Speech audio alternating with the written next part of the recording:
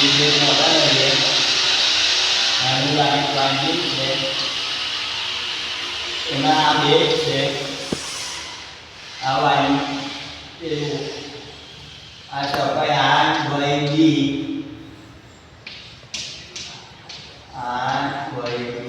અને આપણા ઇન્ડિયામાં ફ્રીક્વન્સી છે 50 હર્ટ્ઝ છે એ આપણે પહેલા બે વાઇન સ્ટાર્ટિંગ આવે એક રનિંગ અને રોટર સ્ટાર્ટિંગ આવે છે જ્યારે મોટર ફરે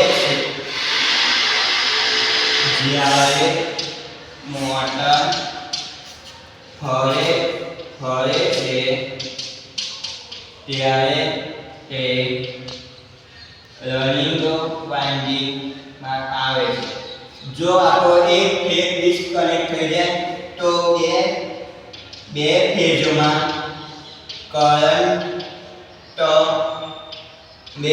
કરંટનો લોડ વધી જાય છે અને જેમ આપણે રોટર ફરે છે તેમ રનિંગ વાઇન્ડિંગની સ્ટાર્ટિંગ વાઇન્ડિંગની ફ્રીક્વન્સી 0.8 છે અને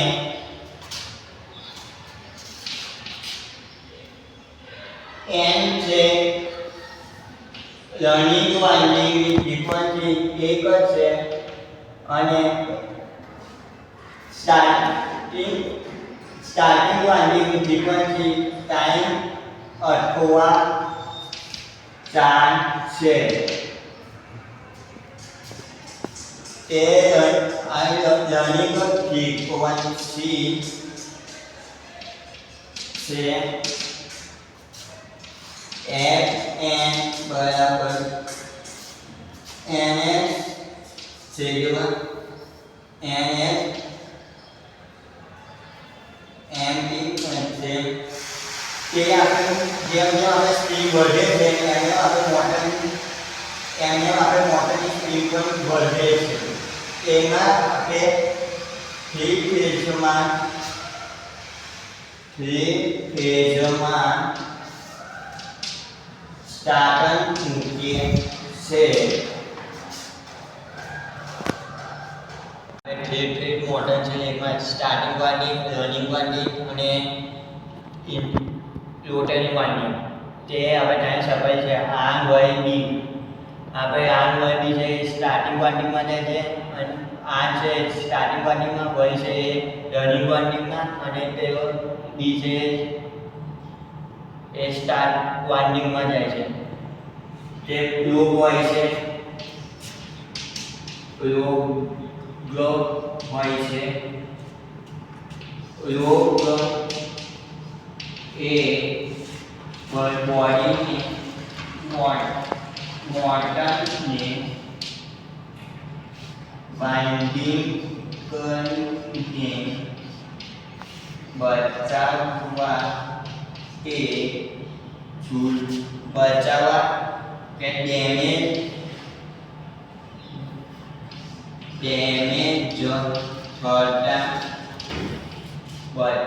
થતા બચાવે છે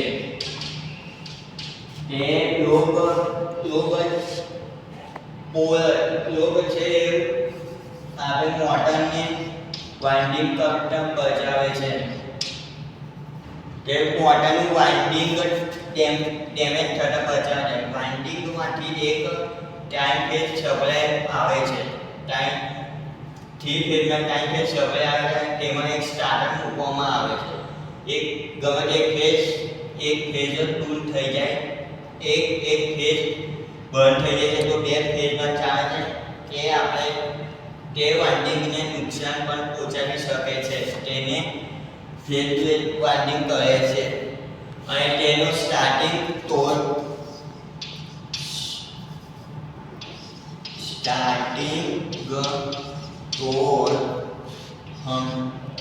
હંમેશા 1.5 એક જેટલો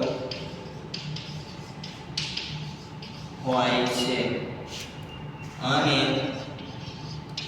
જેમ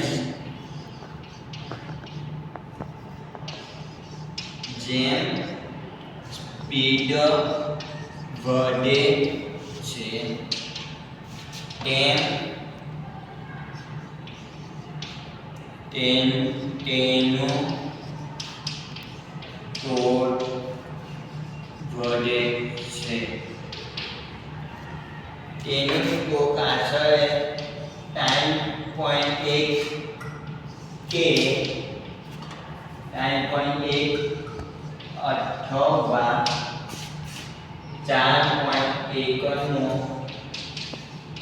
હોય છે. તેની ફ્રીક્વન્સી તેની ફ્રીક્વન્સી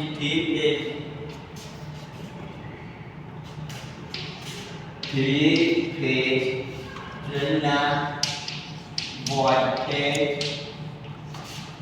340 વોટ હોય છે. સ્પ્રિંગ વડે અને જેમ રોટેટર આવે છે સિંગલ ફેઝ સપ્લાય હોય છે ત્યારે આપણે સિંગલ ફેઝ સપ્લાય હોય છે ત્યારે રોટેટિંગ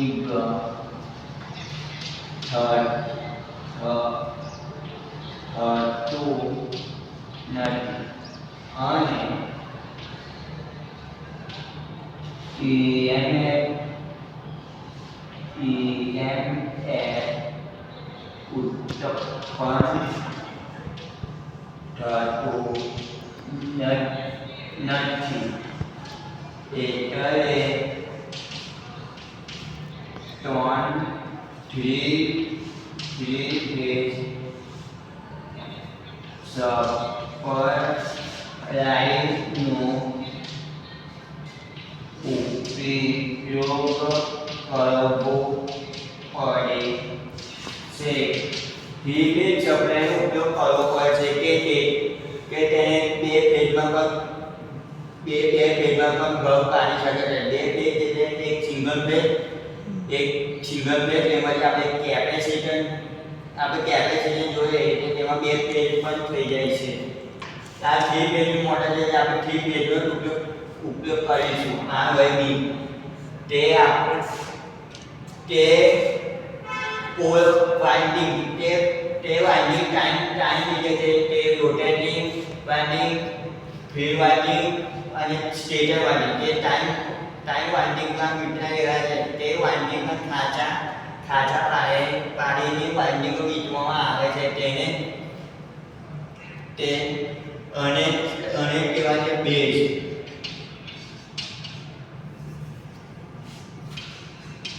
બેઝ કરે છે અને વાઇન્ડિંગ કરે છે. તે વાઇન્ડિંગને યોગ્ય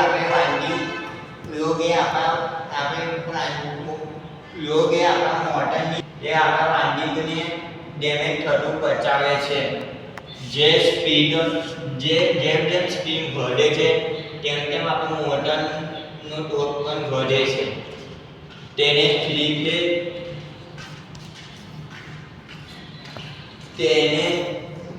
ફેઝ ઇન્ડક્શન મોટરને કહેવામાં આવે છે. અને જે થ્રી ફેઝ ઇન્ડક્શન મોટર છે તે કંપની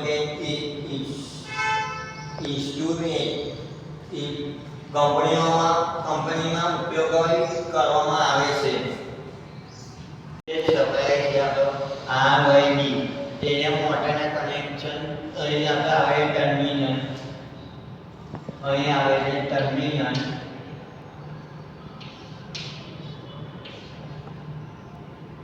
ટર્મિનલ અહીં સ્વિચ મુકાય છે.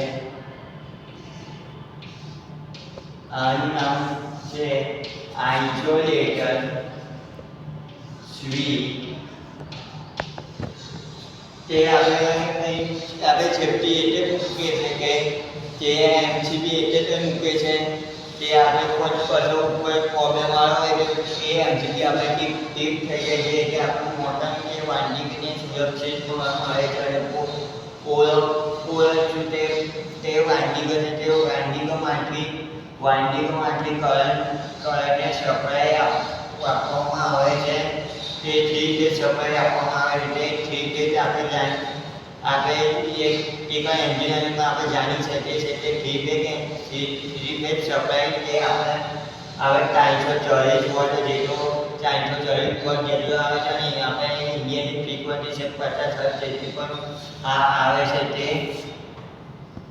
તે થ્રી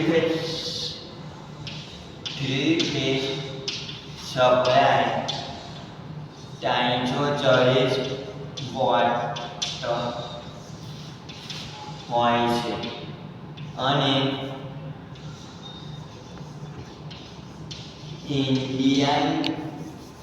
ઇન્ડિયાની ફ્રીક્વન્સી 50 હર્ટ્ઝની હોય છે. તે ઇન્ડિયન જેટલા પણ આપણા એપ્રેન્ટિસ છે પંખા હોય કે મોટર કે વોશિંગ મશીન તે આપણે 50 હર્ટ્ઝ જેટલી ફ્રીક્વન્સી પર જ કામ કરે છે. તે સપ્લાય 50 હર્ટ્ઝ જેટલું કામ કરે છે અને જે આપણે ઘરની સબ મશીનરી મોટર છે તે 5 એચપીની હોય શકે છે એટલે આપણે તેમાં સિંગલ ફેઝ સ્ટાર્ટર મૂકવામાં આવે છે.